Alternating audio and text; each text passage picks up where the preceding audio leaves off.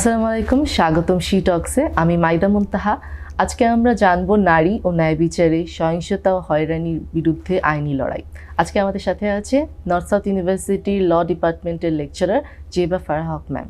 আসসালামু আলাইকুম ম্যাম। ওয়ালাইকুম আসসালাম মুনতাহা। ম্যাম ভালো, আলহামদুলিল্লাহ, থ্যাংক ইউ। আপনি? এই তো ম্যাম, আলহামদুলিল্লাহ ভালো আছি। ম্যাম, আজকে আমি বাংলাদেশে যে নারীদের বিরুদ্ধে যে হয়রানির শিকার হচ্ছে তাদের বিষয়ে আইনের কিছু বিষয় জিজ্ঞেস করতে চাচ্ছি। ম্যাম, বাংলাদেশে এই যে নারীরা প্রতিনিয়ত যে হয়রানির শিকার হচ্ছে সে বিষয়ে আইন কি ধরনের ব্যবস্থা রাখছে? মুনতাহা, আসলে আমাদের একটা ভ্রান্ত ধারণা কি যে আমরা যদি আইনটা পরিবর্তন করতে পারি বা কোনো নতুন আইন বানাতে পারি তাহলে মনে হয় যাবতীয় যা সমস্যা সেগুলো সব আমরা সমাধান করে ফেলবো। কথাটা আংশিকভাবে সত্যি, পুরোটুকু নয়। তার কারণ হচ্ছে আইনের পাশাপাশিও এমন কিছু কন্ট্রিবিউটরি ফ্যাক্টরস থাকে যেগুলোর কম্বিনেশন যদি একসাথে ফাংশন না করে তাহলে আসলে যে কোনো ধরনের প্রবলেম মোকাবেলা করা খুব ডিফিকাল্ট হয়ে যায়। যেমন এখানে সাইকোলজিক্যাল ফ্যাক্টরস আছে, সোশ্যাল ফ্যাক্টরস আছে, ইকোনমিক ফ্যাক্টরস আছে। সো সবগুলোর কম্বিনেশন খুব প্রয়োজন। কিন্তু আপনি যদি শুধুমাত্র একটা লিগ্যাল ফ্রেমওয়ার্কের দিকে তাকান তাহলে আসলে নারীর প্রতি সহিংসতার জন্য আমাদের আইনগুলো কিন্তু বেশ ভালো। আমাদের যথেষ্ট আইন আছে। ফর এক্সাম্পল, আপনি যদি দেখেন আমাদের নারী ও শিশু নির্যাতন দমন আইন আছে, আমাদের মানব পাচার প্রতিরোধ ও দমন আইন আছে, অ্যাসিড সন্ত্রাসের বিরুদ্ধে আমাদের আইন আছে, ডোমেস্টিক ভায়োলেন্সের বিরুদ্ধে আইন আছে। So there are plenty of laws. কিন্তু প্রবলেমটা কোন জায়গায় হয় যে এই লগুলোর ইমপ্লিমেন্টেশনের জায়গায় আমাদের একটা বড় গ্যাপ থেকে যায়। সো আপনি যদি টু অ্যান্সার ইউর কোয়েশ্চেন যে আমাদের আইনি ব্যবস্থাটা আসলে কি, আইন আছে, প্লেন্টি অফ লজ, কিন্তু ইমপ্লিমেন্টেশনের জায়গাটায় এসে একটা বড় ঘাপলা ক্রিয়েট হয়। সো এই জায়গাটা যদি আমরা অ্যাড্রেস করতে পারি তাহলে আইন এবং ইমপ্লিমেন্টেশনের কম্বিনেশনটা এনশিওর করা গেলে আসলে প্রবলেম অনেকাংশেই সলভ করা সম্ভব বলে আমার মনে হয়। কর্মক্ষেত্র বা পাবলিক প্লেস যেখানেই বলেন সেখানে তো নারীরা ক্রমাগত শিকার হয়ে যাচ্ছে হয়রানির। ওইটার ক্ষেত্রে আইন আমাদেরকে কি সহায়তা দিচ্ছে? হাইকোর্ট ডিভিশনে একটা কেস হয়েছিল। সেই কেসটার যখন রায় দেয় হাইকোর্ট বা মহামান্য আদালত, তখন তারা কিছু গাইডলাইন্স দিয়ে দেয় আমাদেরকে।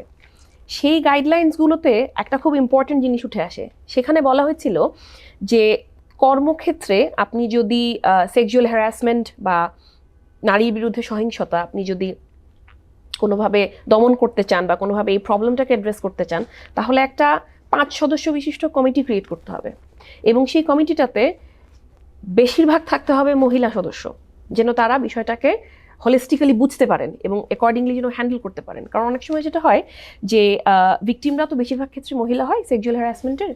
সো তারা যেন আসলে খুব কমফোর্টেবলি তাদের প্রবলেমটা বলতে পারেন। এখন এই যে কমিটিটা থাকতে হবে, ইটস আ ওয়ান্ডারফুল গাইডলাইন। তার মানে হচ্ছে আমাদের গাইডলাইনটা আছে, কিন্তু এটা অনেক ক্ষেত্রে অনেক মানুষ জানে না। এটা একটা বড় সমস্যা। ফর এক্সাম্পল, আমি একজন লেকচারার, আমার কাছে প্রতিনিয়তই অনেক ধরনের আমি এমন কমপ্লেইন্টস পাই। আমার স্টুডেন্টরা আমার কাছে আসেন যারা বলেন যে তারা বিভিন্নভাবে হয় তারা ইন্টার্নশিপে অথবা তারা বর্তমানে যারা কাজ করছেন অথবা ইনফ্যাক্ট তাদের এডুকেশনাল ইনস্টিটিউশনে তারা বিভিন্নভাবে সেক্সুয়াল হ্যারাসমেন্টের শিকার হন। এখন একটা জিনিস চিন্তা করেন মুনতাহা, আমার যারা ছাত্রী তারা বাংলাদেশের খুব নামকরা একটা প্রতিষ্ঠানে পড়াশোনা করছেন। আবার ধরেন এমন অনেক কলিগস আমার যারা আছেন তারাও এখন একটা টপ নচ ইউনিভার্সিটিতে কর্মরত আছেন। প্রবলেমটা হচ্ছে এই জায়গায় যে এই গণ্ডিটার বাইরেও এমন অনেক মানুষ আছেন যারা আসলে এই লটা সম্পর্কে অ্যাওয়ারই না, তারা জানেন না। আমি যখন আমার ছাত্রীদেরকে বলি তারা অনেকেই অবাক হয়ে যান। তারা মনে করেন যে আচ্ছা সত্যি মিস এটা কি এমন সত্যি কি আছে, অথবা তাদের একটা ইমিডিয়েট প্রশ্ন থাকে যে মিস আমি যে কমপ্লেন করবো মিস সবাই জেনে যাবে না, মিস তখন আমার কথা কি কেউ বিশ্বাস করবে, অথবা মিস এটার আউটকাম কি? এই ধরনের প্রশ্নগুলো আমাদের মাথায় ইমিডিয়েটলি আসে। সো প্রথম গ্যাপটা হচ্ছে আমাদের নলেজে, আমরা জানিই না যে এরকম কিছু আছে। অথচ আপনি যদি কখনো নর্থ সাউথের গার্লস লাউঞ্জে গিয়ে দেখেন তাহলে দেখবেন এরকম একটা বক্স আছে। ওই বক্সটার দিকে হয়তো অনেকে তাকায় না, অথবা তাকালে অনেকে জানে না এই বক্সটার কাজ কি, কিংবা বক্সটার কাজ জানলেও অনেকে হয়তো ভাবে যে আদৌ কি এটার কোনো কার্যকারিতা আছে কিনা। But let me tell you, এই কমিটিটা বেশ অ্যাক্টিভ এবং এটার বেশ পজিটিভ আউটকামস রয়েছে।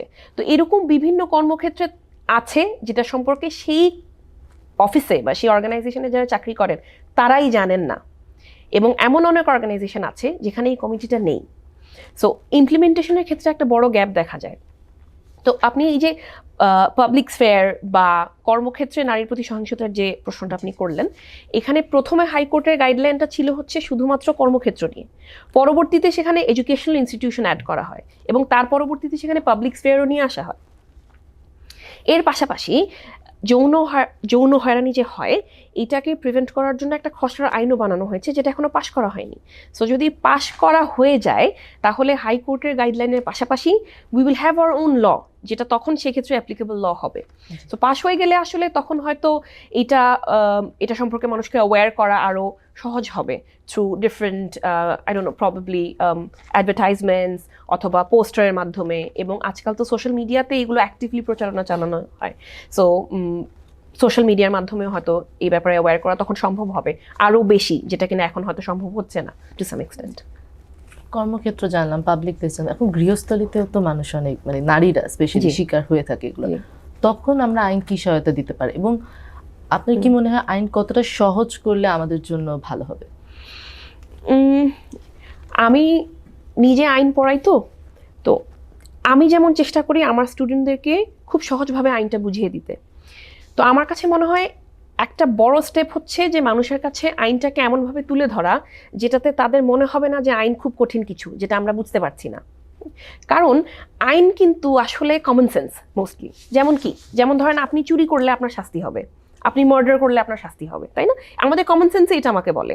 এমন কাউকে কি পাবেন কি না মুনতাহা যে যাকে আপনি জিজ্ঞেস করবেন যে খুনের শাস্তি কি, উনি বলবেন যে ও খুন করলে তো হয়তো ছেড়ে দিবে, এটা বলবে না কেউ। কারণ আমাদের কমন সেন্স যেটা অথবা আমাদের মাইন্ডসেট যেটা সেটা এমনভাবেই ডেভেলপড যে আমরা আসলে বুঝতে পারি যে কোনো অপরাধ করলে আমার শাস্তি হবে। তো আইনের বিষয়টা আসলে অনেকাংশে আমরা শব্দগত জটিলতার কারণে মানুষের কাছে জটিল করে তুলে ধরি, কিন্তু জিনিসটা আসলে অত জটিল নয়। তো যদি ঠিকমতো প্রেজেন্ট করা যায় মানুষের কাছে তাহলে সেক্ষেত্রে এই বিষয়টা অনেকাংশে সহজ হয়ে যাবে। এখন আসি আপনি গৃহস্থালী যে ডোমেস্টিক ভায়োলেন্সের কথা যেটা বললেন, ডোমেস্টিক ভায়োলেন্সের ক্ষেত্রে আসলে আইন কি বলে অথবা এই ক্ষেত্রে আসলে অ্যাপ্রোচ করার সঠিক উপায় কোনটা? সাধারণত ভিকটিম নিজে গিয়ে কমপ্লেন করতে পারে, এই প্রভিশনটা রয়েছে, কিন্তু এর পাশাপাশি ভিকটিমের হয়ে যদি কেউ এই কমপ্লেনটা লজ করতে চায় দ্যাট ইজ অলসো পসিবল। কেন? তার কারণ অনেক ক্ষেত্রে বাংলাদেশে নারীরা হয়তো অতটা সোচ্চার নন, তারা অ্যাওয়্যার নন, তারা জানেন না কোথায় যেতে হবে, কিংবা অনেকাংশে তারা ভয় পান অনেক ক্ষেত্রে। তো এই জিনিসটা অ্যাড্রেস করার জন্য আসলে ভিকটিম যে শুধু নিজে গিয়ে বলতে পারবেন এমন নয়, ভিকটিমের হয়ে যদি কেউ এই কমপ্লেনটা লজ করতে চান দ্যাট ইজ পসিবল। 1 2 নম্বর হচ্ছে এই যে আইনটা ডোমেস্টিক ভায়োলেন্স প্রোটেকশনের জন্য যে আইনটা, ডোমেস্টিক ভায়োলেন্স প্রিভেনশনের জন্য যে আইনটা, এইটার একটা খুব ভালো প্রভিশন আছে। প্রভিশনটা হচ্ছে যে ভিকটিম সাপোর্ট দেওয়া হয়। Victim support in the form of protection হতে পারে, in the form of shelter home হতে পারে। এই গেল আইন। এখন ইমপ্লিমেন্টেশনের গ্যাপটা বলি। শুনে খুব ভালো মনে হচ্ছে না যে ও ওয়াও, আমরা তো এরকম টিভিতে দেখেছি, আমরা এরকম বিভিন্ন ওয়েস্টার্ন সিরিজে দেখেছি যে এরকম যখন কোনো ভায়োলেন্স হয় মহিলাদের সাথে বা নারীদের সাথে তখন তাদেরকে একটা সেফ শেল্টার হোমে মুভ করা হয় যেখানে তার অ্যাবিউজার তার আশেপাশে আসতে পারবে না। আমাদের আইনেও রয়েছে। প্রবলেমটা হচ্ছে এরকম কোনো শেল্টার হোম বানানোই হয়নি, এরকম কোনো শেল্টার হোম নেই। তো আপনি যখন আইনটা পড়ছেন তখন মনে হচ্ছে ইটস আ ওয়ান্ডারফুল ল, কিন্তু আপনি যে প্রোটেকশনটা প্রোভাইড করবেন সেটার জন্য সেই শেল্টার হোমটার এক্সিস্টেন্সই নাই। So that's a big problem. এটা একটা প্রবলেম। দ্বিতীয় প্রবলেমটা হচ্ছে যে অনেক সময় কমপ্লেন পর্যন্ত আমরা পৌঁছে যাই, আমরা কমপ্লেনটা পাই, কিন্তু কিছুদিন পর কমপ্লেনেন্ট যিনি উনি নিজে এসে অনেক সময় সেই কমপ্লেনটা উঠিয়ে নেন। তো এটা পুলিশের কাজের জন্যও একটা বড় বাধা, কারণ তারা ঠিক বুঝে উঠতে পারেন না যে তখন তারা আসলে এই কেসটা কিভাবে হ্যান্ডেল করবেন, তারা কি প্রসিড করবেন। কারণ কমপ্লেনেন্ট যদি উঠিয়ে নেন তখন সাবস্ট্যান্টিভ অ্যামাউন্ট অফ এভিডেন্স থাকার পরও আসলে অনেক সময় সেই মামলাটা নিয়ে প্রসিড করা যায় না, বিকজ যিনি মামলা করছেন উনি নিজেই মামলা উঠিয়ে নিচ্ছেন। এটার পিছনে ভ্যারিয়াস ফ্যাক্টরস কাজ করে। 1, তারা হয়তো পারিবারিক চাপের মুখে উঠিয়ে নেন, অথবা তাদেরকে অনেক সময় মিথ্যা প্রতিশ্রুতি দেওয়া হয় যে তোমার সাথে এরকম হয়েছে, ঠিক আছে আর করা হবে না। অথবা অনেক সময় তাদেরকে থ্রেটেন করা হয়, ভয় দেখানো হয়, তাদের বিভিন্নভাবে চাপ সৃষ্টি করা হয় তাদের উপর। তো এই কারণে অনেক সময় তারা চাইলেও মামলাটা নিয়ে প্রসিড করতে পারেন না। তো এই দুটো জায়গায় বড় গ্যাপ আছে, কিন্তু আইনটা আছে। তো যদি সত্যিই কেউ প্রসিড করতে চান তাহলে তারা আইনের সাপোর্ট পাবেন। যদি কমপ্লেনটা লজ করে ফেলেন তাহলে 7 দিনের মধ্যে হিয়ারিংয়ের ডেট দিয়ে ফেলতে হবে এবং 60 ওয়ার্কিং ডেজ অর্থাৎ 60 কর্মদিবসের মধ্যে এই মামলাটার নিষ্পত্তি করতে হবে। কিন্তু হয় কি না, that is a whole different question. হ্যাঁ, তো সেই ক্ষেত্রেও আসলে কার্যকারিতার একটা গ্যাপ দেখা যায় অনেক ক্ষেত্রেই। আবার এমন কেসও আমরা পড়েছি যেখানে খুব ধরেন স্পিডি ট্রায়ালের মাধ্যমে মামলাটা নিষ্পত্তি করে ফেলা হয়েছে। So there are both goods and bads, এখন ডিপেন্ড করে যে how you want to look at it. এখন বাংলাদেশে শুধু যে এইরকম জাস্ট এইখানেই মানে হয়রানির শিকার হন না, ওনারা কিন্তু সাইবারের ক্ষেত্রে অনেক ধরনের হয়রানির শিকার হন। জি, তো ওই ক্ষেত্রে আইন কি ধরনের হেল্প করছে এবং ভুক্তভোগীরা কিভাবে এই অভিযোগটা করতে পারবে? আচ্ছা,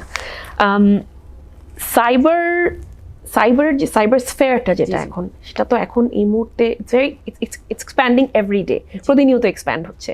ধরেন একটা সময় আমরা জানতাম না ফেসবুক বলে কিছু আছে, তারপর ফেসবুক আসলো, তারপর ইনস্টাগ্রাম আসলো, তো এখন টুইটার এসেছে, থ্রেডস এসেছে। তো আপনি আপনার সাইবার এক্সিস্টেন্স আপনি যত এক্সপ্যান্ড করছেন, সো আমরা তত বেশি এক্সপোজড হচ্ছি সাইবার বুলিংয়ের দিকে, হেট স্পিচের দিকে। সো সেই দিক থেকে যদি আপনি দেখেন তাহলে দেখবেন যে আজকাল সাইবার হ্যারাসমেন্টের রেটটা অনেক বেড়ে গেছে। আবারও সেই আমার স্টুডেন্টদের ক্ষেত্রেই ফিরে আসি, আমি এমন অনেক সময় শুনতে পাই আমার স্টুডেন্টরা এসে আমার কাছে বলেন যে এরকম এরকম হয়েছে, তারা ধরেন ফেসবুকে অথবা সোশ্যাল মিডিয়া প্ল্যাটফর্মে হেট স্পিচের শিকার হচ্ছেন। এবং এই ক্ষেত্রে একটা বড় প্রবলেম হচ্ছে যে তাদেরকেই ভিকটিম বানানো হয়, মানে তারা যারা ভিকটিম তাদের নামটাই বেশি আসে। যে এই জিনিসটা রিলিজ করছে তাকে নিয়ে কিন্তু কথা কম হচ্ছে, কিন্তু মূল অপরাধীকে যে এই পোস্টটা করছে অথবা যে ছবিটা বা ডিজিটাল ইমেজটা রিলিজ করছে, তাই না? তো এই ক্ষেত্রে আমরা অপরাধীর থেকে যে ভিকটিম তার উপর বেশি ফোকাস করি। সো আমাদের মাইন্ডসেটে একটা বড় প্রবলেম আছে। এর পাশাপাশি আরেকটা স্লাট শেমিংয়ের একটা বড় বিষয় আছে। তো যেই কারণে অনেক সময় অনেকে এই ধরনের বুলিংয়ের অথবা হেট স্পিচের শিকার হলেও তারা অনেক সময় মুখ ফুটে বলতে ভয় পান। কিন্তু যদি কেউ সত্যিই বলতে চান তাহলে তার জন্য আইনি সহায়তার ব্যবস্থা রয়েছে। ডিজিটাল সিকিউরিটি অ্যাক্ট বলে একটা অ্যাক্ট ছিল, সেটা এখন রিপেল করে দেওয়া হয়েছে। তারপরে সাইবার সিকিউরিটি অ্যাক্ট এসেছে, সেটাও রিপেল করে দেওয়ার পথে এখন নতুন একটা খসড়া আইন বানানো হয়েছে, সাইবার সুরক্ষা আইন। এই আইনটা যদি পাস হয়ে যায় তাহলে সেখানে তখন সাইবার বুলিংয়ের জন্য আলাদা প্রভিশন রয়েছে, হেট স্পিচের জন্য আলাদা প্রভিশন রয়েছে। কেউ যদি চান, কোনো ভিকটিম যদি চান, তাহলে এগুলোর এগেইনস্টে স্টেপ নিতে পারবেন তার অ্যাবিউজারের বিরুদ্ধে। এবং সেখানে সেকশন 40-তে মামলা কিভাবে করা যাবে সেটারও একটা ব্রিফ আইডিয়া দেওয়া আছে। সুতরাং কেউ যদি মামলা পর্যন্ত বিষয়টাকে নিয়ে যেতে চান সেই সুবিধাও রয়েছে। এখন এটা শুধু আইন আছে, এটা এটা এটা দ্যাটস ট্রু, কিন্তু এর পাশাপাশি এটাও ইম্পর্টেন্ট যে যিনি কমপ্লেন করছেন তার উইলিংনেস কতটুকু। আপনি খুব সারপ্রাইজড হবেন যে আমরা অনেক সময় অনেকের মানে অ্যাপারেন্টলি আমাদের কাছে মনে হয় যে she is very successful, she is doing very well, কিন্তু আমরা আসলে বলতে পারি না যে তারা আসলে কোন ধরনের সাইকোলজিক্যাল সিচুয়েশন বা কোন ধরনের ভায়োলেন্সের ভেতর দিয়ে আন্ডারগো করছেন। এমন অনেক কেসেস আমরা দেখেছি যেখানে আপনি অ্যাপারেন্টলি বুঝতেই পারবেন না যে ধরেন এত স্ট্রং এবং ইন্ডিপেন্ডেন্ট একজন মানুষ কিন্তু এই ধরনের বুলিং হতে পারে অথবা ভায়োলেন্সের শিকার। সো সেই ক্ষেত্রে আসলে অনেক ক্ষেত্রেই এই বিষয়গুলো ডিসিভিং হলেও যারা উঠে আসেন, যারা সত্যিই কমপ্লেনটা লজ করতে চান, তাদের জন্য আসলে উপায় রয়েছে, ব্যবস্থা রয়েছে, সেই ব্যবস্থাগুলো নিতে পারতে হবে। ম্যাম, আপনি বলেছেন যে আমরা মানে কোনো ধরনের সমস্যা হলে আইনকে বলতে পারি। এখন আমরা আইনকে অনেক সময় বলার পরও সে একটা দীর্ঘায়িত সময় চলতে থাকে, এই যে যৌন হয়রানিগুলো হয়ে থাকে, তারপর আবার এই যে বিভিন্ন ধরনের ধর্ষণ হয়ে থাকে, এগুলোর যে মামলা হয় এগুলো অনেকক্ষণ সময় ধরে চলে। এই বিলম্বনা থেকে মুক্ত কি আইন কোনোভাবে করতে পারে না? আবার আমরা কিছু এই থেকে সহায়তা পেতে পারি না? এই ক্ষেত্রে আমার মনে হয় না আইন কিছু করতে পারে। কারণ আইন তো বলে দিয়েছে, যেমন ডোমেস্টিক ভায়োলেন্সের ক্ষেত্রে 60 দিনের মধ্যে মামলা নিষ্পত্তি করতে হবে। 60 দিনের কম করার একটা প্রবলেম আছে, সেটা হচ্ছে যে আপনি যদি 60 দিনের কম করে নিয়ে আসেন, ধরেন এটা যদি আপনি 20 ডেজ করে দেন বা লেটস সে 3 উইকস করে দিলেন, 21 দিন করে দিলেন, তখন আসলে অনেক সময় এভিডেন্স কালেকশনের জন্য সেটা এনাফ সময় হয় না। কিন্তু তখন যদি আপনি সেই টাইমলাইনটার উপর বেশি ফোকাস করেন, তাহলে হবে কি, তখন অনেক সময় মামলা হয়তো ক্লোজ হয়ে যাবে, পুলিশকে ফাইল জমা দিতে হবে, কারণ টাইম মেনটেন করতে হবে, কিন্তু এনাফ এভিডেন্স নেই। তো তখন সেক্ষেত্রে জাস্টিস কতটুকু এনশিওর করা যাবে সেটা নিয়ে একটা প্রশ্ন ওঠে। আবার 60 দিনেরও যে বিষয়টা, সেটা যে খুব লম্বা সময় তা কিন্তু না। কিন্তু তার মানে হচ্ছে যে আইনটা আছে, তো এখানে আইনের আসলে খুব বেশি পরিবর্তনের এই জায়গাটাতে দরকার নেই। প্রয়োজন হচ্ছে যে আসলে কতটুকু কার্যকারিতার মাধ্যমে, কতটুকু এফিসিয়েন্সির মাধ্যমে, কতটুকু এফিশিয়েন্টলি আপনি এই মামলাটা ডিসপোজ অফ করতে পারছেন। তো এই ক্ষেত্রে অ্যাপ্লিকেশন এবং ইমপ্লিমেন্টেশনের জায়গাটায় জোর দেওয়ার প্রয়োজন বেশি। আইন আমার মনে হয় ঠিক আছে, if you ask for my opinion, I would say the law is there and the law is good enough. ইমপ্লিমেন্টেশনের জায়গাটায় কাজ করার প্রচুর সুযোগ রয়েছে, সেই জায়গাটা এখনো প্রশ্নবিদ্ধ, সেই জায়গাটায় কাজ করতে হবে। এক, দ্বিতীয় হচ্ছে যে এই যে এই টাইমটার স্ট্রিক্ট মেইনটেনেন্স কিছু ক্ষেত্রে জরুরি, কারণ আমরা অনেক ডিলেজ দেখি এবং আমরা জানি যে জাস্টিস ডিলেইড, জাস্টিস ডিনাইড। অনেক ধর্ষণের মামলায় আপনি দেখবেন যে সবাই খুব সোচ্চার হয়ে উঠেছে, আন্দোলন হচ্ছে, প্রচুর লেখালেখি হচ্ছে, সেই মামলাগুলো দ্রুত নিষ্পত্তি হয়। কিন্তু এমন মামলা হয়তো 2টা 4টা 5টা, কিন্তু এমন কয়েকশো মামলা রয়েছে যেগুলোর কথা আমরা জানি না, যেই মামলাগুলো নিষ্পত্তি হচ্ছে না, যেই মামলাগুলো অনেক সময় কোর্ট পর্যন্ত গড়াচ্ছেই না, হয়তো এডিআর এর মাধ্যমে অথবা আন্ডার দ্য টেবল ট্রানজ্যাকশনের মাধ্যমে সেই জিনিসগুলো নিষ্পত্তি হয়ে যাচ্ছে। তো এই ক্ষেত্রে সোচ্চার হওয়াটা খুব ইম্পর্ট্যান্ট। নিজের আইনি যে অধিকার, নিজের অধিকারগুলো সম্পর্কে সোচ্চার হতে হবে। সেটা যতক্ষণ পর্যন্ত আমরা না হব, তার আগ পর্যন্ত আইন যাই বলুক না কেন সেটা দিয়ে কিছু হবে না। তো implementation as well as the existence of law, দুটো কম্বিনেশন খুব প্রয়োজন। যে আপনি নারী নির্যাতনের বিষয়ে আমরা অনেক কিছু জানলাম, এখনই নারী নির্যাতন বন্ধে সরকার অথবা আমাদের সমাজ কি করতে পারে, এবং এই যে আপনি যে আমাদেরকে আইনের বিষয়গুলো বলেন, এগুলো কতটা কার্যকর? যেমনটা আমি শুরু থেকেই বলে আসছি যে আইন এককভাবে কোনো কিছু সমাধান দিতে পারবে না। হ্যাঁ, সো সবার আগে আমাদের মানসিকতার পরিবর্তন করতে হবে। মানসিকতার প্রয়োজন ইজ অ্যাবসলিউটলি এসেনশিয়াল। 2, আমাদেরকে আর একটু সাহসী হতে হবে। আমরা অনেক সাহসী নারী দেখি, দ্যাট ইজ ভেরি কমেন্ডেবল। তাদের থেকে আমাদের ইন্সপিরেশন নিতে হবে। ইন্সপিরেশন নিয়ে আমাদেরকে বুঝতে হবে যে আমি যদি এগিয়ে আসি, তাহলে আমার সাথে যে অপরাধটা হয়েছে সেটা প্রতিরোধ করার একটা উপায় আছে। এবং একজন যদি এগিয়ে আসলে তখন আরও 10 জন সেটা থেকে অনুপ্রাণিত হয়। এখন আমাদের সিস্টেমের প্রবলেমটা হচ্ছে এই জায়গায়, যেহেতু আমি প্রিভিয়াসলি আপনাকে বলেছি যে ভিকটিম ব্লেমিংয়ের, স্লাট শেমিংয়ের একটা ব্যাপার আছে। আর একটা প্রবলেম হচ্ছে যে আমাদের আইনে আছে যে যিনি ভিকটিম তার নাম ডিসক্লোজ করা যাবে না, কিন্তু খবরের কাগজে কি আমরা সেটা দেখি না, রাইট? খবরের কাগজে যিনি অপরাধী তার থেকে বেশি এইটাতে হাইলাইট করা হয় যে কার সাথে অপরাধ সংগঠন করা হয়েছে, তাই না? ভিকটিমের ছবি আসে, ভিকটিমের নাম আসে, ভিকটিমের ফ্যামিলির ছবি আসে, যেটা কিনা আসলে করার কথাই নয়। তো এই ক্ষেত্রে নিউজ পেপারগুলো যেগুলো আছে তাদের একটা অ্যাকাউন্টেবিলিটি রেজিম ক্রিয়েট করতে হবে। সো আমাদের মানসিক পরিবর্তন আনতে হবে, নিউজ পেপারগুলোর অ্যাকাউন্টেবিলিটি নিয়ে আসতে হবে, এই যে কনফিডেন্সিয়ালিটি সেটা এনশোর করতে হবে। কারণ অনেক সময় আমার নাম সবাই জেনে যাবে, আমার রেপুটেশন হ্যাম্পার্ড হবে, রেপুটেশনের ভয়ে অনেক সময় অনেকে এগিয়ে আসেন না।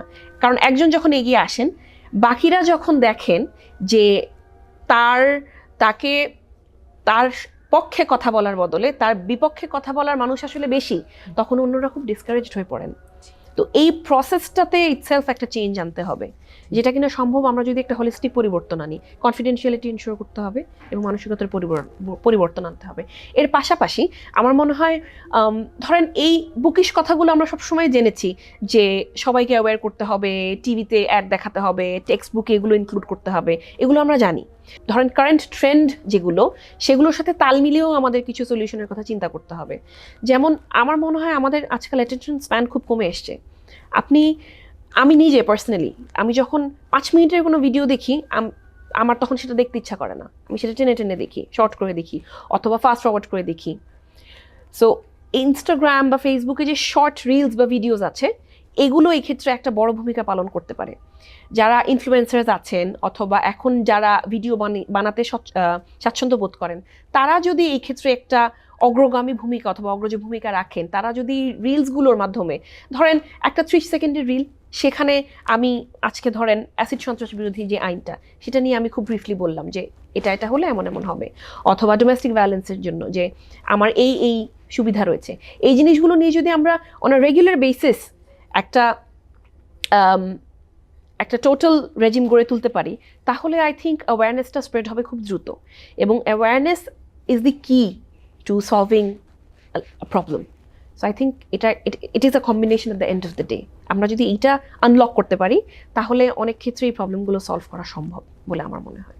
ধন্যবাদ ম্যাম, আপনি আমাদের আপনার মূল্যবান সময়টা আমাদেরকে দিয়েছেন। থ্যাংক ইউ, এবং এত কিছু শেয়ার করে আমরা আইনের ব্যাপারে আরও অনেক কিছু জানতে পেরেছি। Thank you for inviting me, Muntaha. Thank you, welcome. আগামী পর্ব দেখার আহ্বান জানিয়ে আমি এখানেই বিদায় নিচ্ছি। আবার আসবো নতুন একজন অতিথি এবং নতুন কোনো বিষয় নিয়ে। ধন্যবাদ।